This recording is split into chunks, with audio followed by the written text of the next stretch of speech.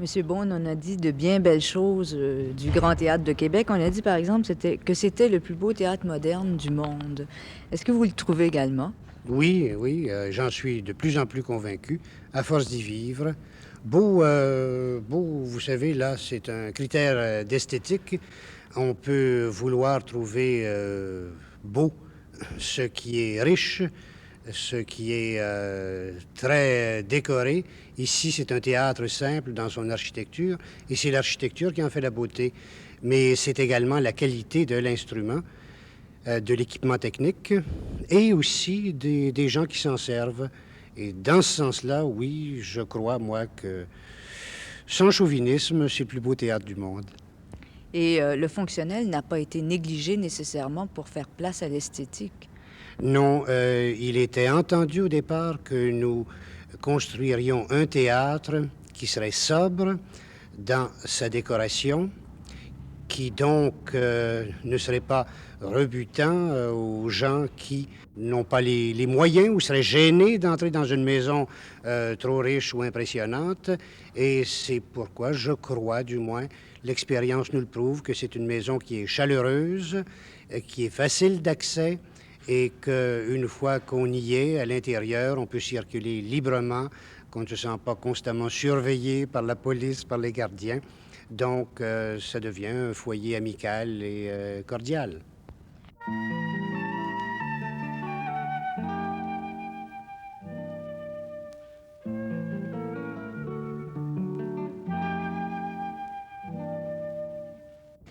Monsieur Beaune, la murale du Grand Théâtre a fait beaucoup parler d'elle au début, à l'ouverture du Grand Théâtre. Est-ce que maintenant on en parle pour d'autres raisons que la fameuse phrase? Non, on en parle toujours dans le même sens parce que cette phrase est toujours aussi provocante, sauf qu'on commence à découvrir le sens de la phrase, puis on commence à découvrir le sens de la murale. On examine davantage la murale, on se rend compte qu'on ne peut pas la comprendre d'un seul coup, et ce n'était pas là non plus l'idée de l'artiste.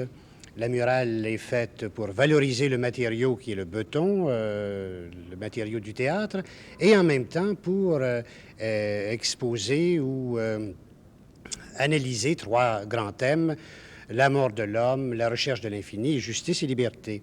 Alors, ça prend du temps. C'est des grands thèmes de l'humanité qu'on ne découvre pas dans un moment. Alors, les gens là, commencent à voir maintenant la qualité de l'artiste. Mais bien sûr, cette phrase qui est provocante fait encore réfléchir et parler beaucoup de gens parce que la mort, qui est une des grandes réalités de la vie, est celle à laquelle on cherche à échapper, alors que la vie et le rire sont normalement les sources d'évasion qui ont été celles du théâtre traditionnel. Ici, nous sommes aussi près de la vie en étant près de la mort. Et les misères de l'humanité font que, qui sont exprimées d'ailleurs dans la murale, répondent, à mon avis, davantage aux préoccupations sociales de l'époque. Et dans ce sens-là également, le théâtre est en pleine actualité. Au niveau de la description purement physique, là, elle est immense, cette murale. Elle est de 12 000 pieds carrés. C'est une murale monumentale. C'est, je crois, la seule murale exécutée en béton au monde. 12 000 pieds carrés. Elle a été réalisée en 3 mois de travail par l'artiste et ses collaborateurs. C'est donc, sur ce plan-là, également une des merveilles du monde.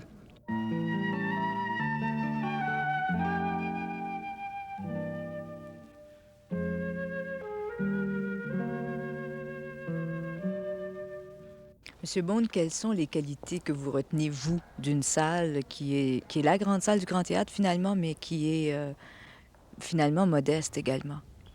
Oui, la salle est très modeste dans son architecture, très sobre.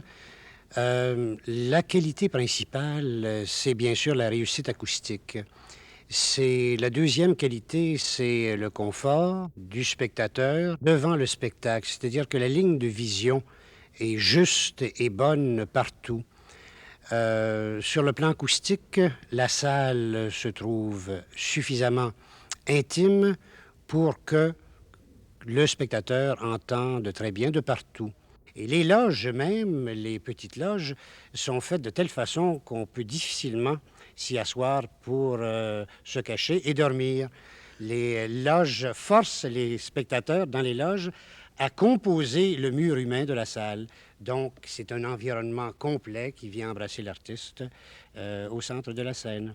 C'est à la fois une scène d'opéra, c'est-à-dire dans la dimension la plus large qu'on puisse imaginer d'une scène, c'est que la scène contient normalement les 2 tiers de l'espace, salle et scène.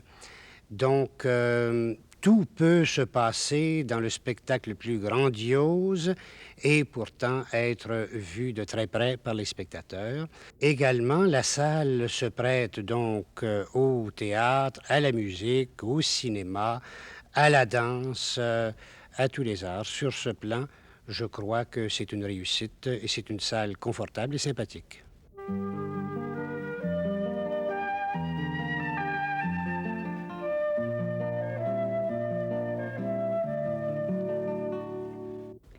La salle Octave Crémazie, c'est vraiment une salle unique dans sa conception. Ça n'existe nulle part ailleurs. C'est une salle qui, dans son dispositif, selon le dispositif à l'italienne, jusqu'au dispositif de théâtre en rond ou en cirque, peut contenir de 400 à 850 personnes. Donc, c'est une salle qui est très souple. C'est également que l'équipement est considérable et bien composé. C'est que, à cause de cette dimension, la sonorité est juste partout. Et peut-être également qu'il y a une ambiance qui permet une communication très sympathique entre les interprètes et le public. Alors, elle est très utilisée, cette salle. Il n'y a pas de danger que vous la perdiez. Je pense à Madeleine Renaud qui voulait l'emporter avec elle à Paris. Non, on va la garder. Oui, on va la garder, bien sûr, mais il se peut qu'elle fasse des petits parce que les gens, les Européens en particulier, qui sont venus ici, sont en correspondance constante avec nous, nous demandent des plans et voudraient pouvoir réaliser également en Europe ce genre de salle qui est tellement pratique, tellement souple et qui peut servir à tellement de fins différentes. Et au fond, c'est ça le nouveau théâtre, c'est que ce doit être un lieu de réunion, de communication, de recherche et non pas un instrument contraignant qui ne permette qu'une ou deux formes possibles de représentation ou de communication. Sur ce plan-là, nous avons bien réussi les choses et nous en sommes très heureux.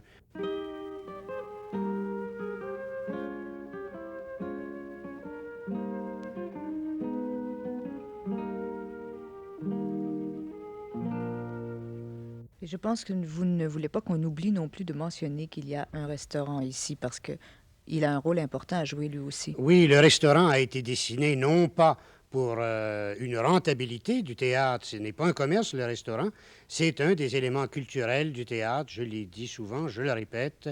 On doit venir au Grand Théâtre pour passer une soirée à bien manger, comme on y vient pour passer une soirée à écouter de la musique ou à voir du théâtre. Après 2 ans presque maintenant que le Grand Théâtre est ouvert, est-ce que vous pouvez dire que le Grand Théâtre remplit exactement les besoins d'une ville comme Québec? Il ne les remplit pas encore suffisamment, mais il apporte une solution à de nombreux besoins. Il s'agit de trouver pour nous quel est notre rôle au-delà du rôle que nous jouons actuellement. Et c'est là maintenant la préoccupation de la deuxième étape, c'est de nous approcher davantage du public, de savoir comment nous pouvons mieux le servir, à l'intérieur, bien sûr, des responsabilités que le ministère des Affaires culturelles a accordées à la Régie du Grand Théâtre. Nous avons manifesté depuis l'ouverture du théâtre notre intention d'être autre chose qu'un garage, c'est-à-dire de louer des salles. Nous assumons, à la limite de nos crédits budgétaires, notre rôle de producteur. Nous inventons constamment de nouvelles choses ici. Ce budget de production devra également être amplifié pour que nous produisions nous-mêmes, que nous inventions des choses qui sont particulières à Québec, et non pas être strictement un théâtre de tournée de province, comme trop souvent on nous laisse croire qu'on l'est.